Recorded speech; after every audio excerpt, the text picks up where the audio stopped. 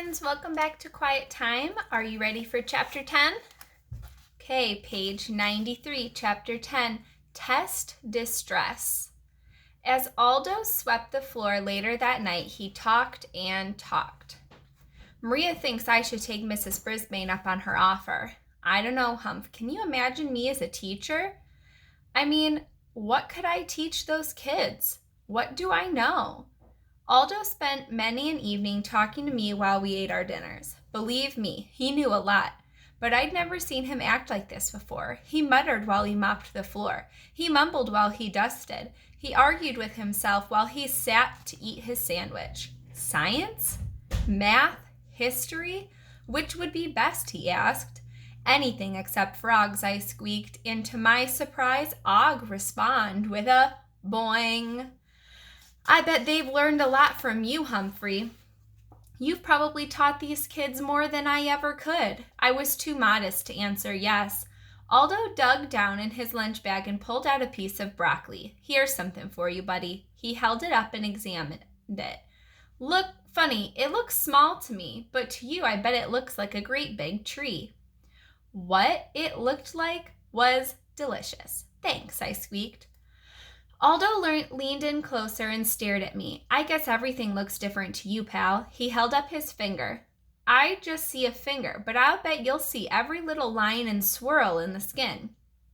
I wasn't quite sure what Aldo was getting at, but I squeaked in support. Aldo took a long sip of coffee from his thermos. Of course, no two people see things exactly the same either. And the more you look, the more suddenly he jumped up. This might be it, Humphrey. I mean, it's interesting. It's different, like a microscope. Yeah. I had no idea what he was talking about, so I munched thoughtfully on broccoli. Why some humans don't like it is a mystery to me. Aldo wheeled out his cleaning cart. You always give me the best idea, Humph. I'll see you later. He disappeared, then quickly popped his head back in the doorway. You too, Og. Don't want to leave you out, my fine froggy friend. So Og was Aldo's friend, but still not mine? I guess the grumpy lump next door didn't know or didn't care because all I heard from him was splashing. Tabitha's foster mom said yes. I'll be spending the weekend at her house, but I figured I wouldn't get much attention from Tabitha since all she cared about was Smiley the bear. There were so many problems in room 26. Garth and AJ were still worried about Marty Bean. Heidi and Gail were still mad. Miranda and Abby were friends now, but would they stay that way without me around to help?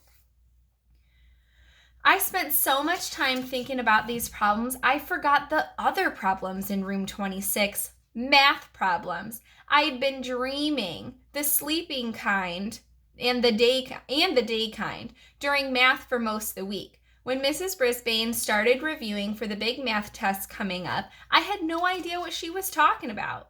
I wasn't alone. Mrs. Brisbane gave the class a pop quiz, and guess what?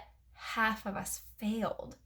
That's not fair, Mandy complained while everyone else moaned and groaned. Our teacher was not pleased.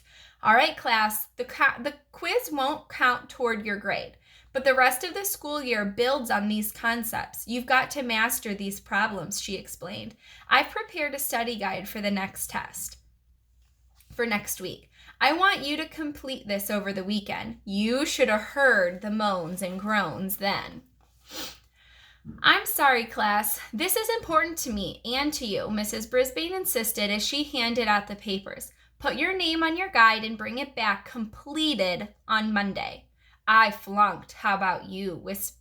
Seth whispered to Tabitha. Almost, she whispered back. It's time for recess, Mrs. Brisbane said. Put your study guides in your backpack so you won't forget them. Papers rustled as my classmates tucked away their study guides. The second hand on the big clock circled around. Tick, tick, tick. Those study guides made me think up a plan, but I wasn't sure I'd have the time to pull it off. Once the bell rang, the students rushed to get their coats and raced out the door. Mrs. Brisbane gathered up some papers from her desk and hurried out the door. Sometimes she spent recess in the teacher's lounge. Luckily, this was one of those days. There was no time to waste, so I flung open my cage door. Og, don't you tell a soul what I'm about to do, I told my neighbor. It's not easy to get from my cage to the classroom floor, but I'd master a technique.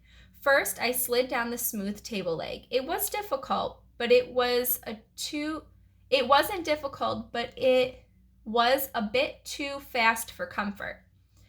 The way back was more challenging. I couldn't slide back up the leg, so I'd grab onto the cord from the blinds and swing myself back up. It was a dangerous undertaking. That was always scary. But I had to take the chance because I had important work to do. Once I hit the ground, I scampered over to Seth's chair. His backpack was on the floor. Happily, he'd left his study guide sticking out of the pocket. I had to use my paws and teeth to pull it out and drag it over to Tabitha's table. Getting the paper into the pocket of her backpack, which was my goal, was a challenge. Her backpack was hanging from her chair. The pocket I wanted was at least a foot off the ground, awfully high for a small hamster. So it kind of sounds like he's trying to put Seth's paper in Tabitha's backpack? Is that right? By chance, there was a long cord dangling down from the zipper pocket. Holding the paper firmly in my teeth, I grabbed on and tried to pull myself up with all my might. Boing! Og was trying to tell me something, but what? Just then, the bell rang. It seemed much louder than usual, so that's what he was trying to tell me. He was trying to warn me that I was in serious danger of being caught outside my cage. I was also in danger of being trampled on by large feet. At least they were large compared to mine. I dropped the study guide and scurried as fast as I could toward the table. With no time to waste, I grabbed the cord and began swinging back and forth, higher and higher and higher, and boing, boing, croaked Og. I know, I squeaked back. My stomach did flip-flops as I saw the edge of the table. I took a deep breath and I leaped onto the tabletop. Mrs. Brisbane opened the door and I could hear the thunder of feet as my friends rushed through to the cloakroom.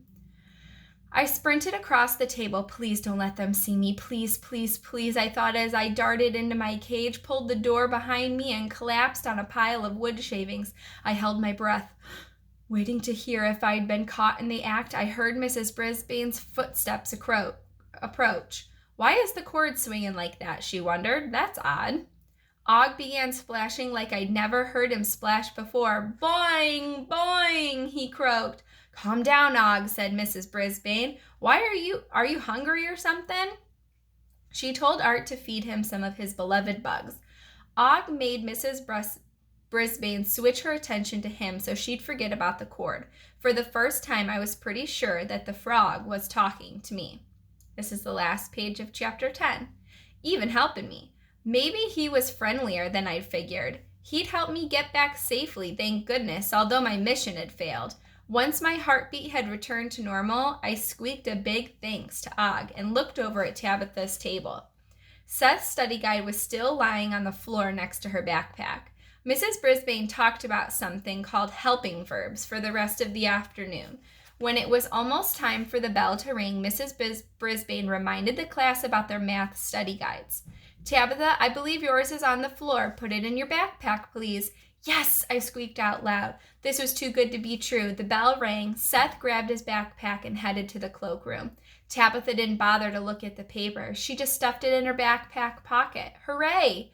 She also put Smiley into her bag as the other students streamed out of the classroom. Soon, Tabitha's mom, her foster mom, arrived to pick us up for the weekend.